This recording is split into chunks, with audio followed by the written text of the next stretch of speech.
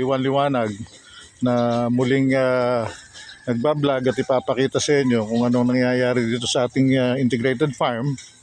So makikita po nyo, kanina pinakita ko yung kung paano mag-seed o maglagay ng binhe dito sa mga tray na gagamitin sa mechanical planting.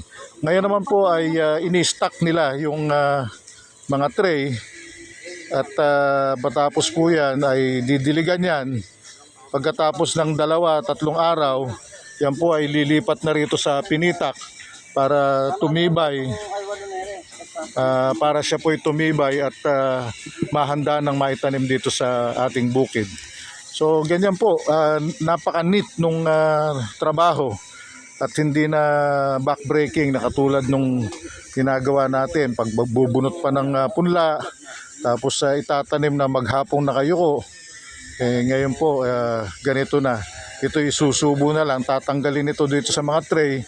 Tapos parang Bermuda grass, isusubo yan dun sa mechanical planter na siya nang magtatanim at ililipat po rito sa ating bukid.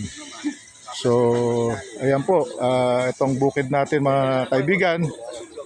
Muli, subaybayan ninyo ang adventure ni Juan Liwanag sa makabagong pagsasaka. Magandang umaga po.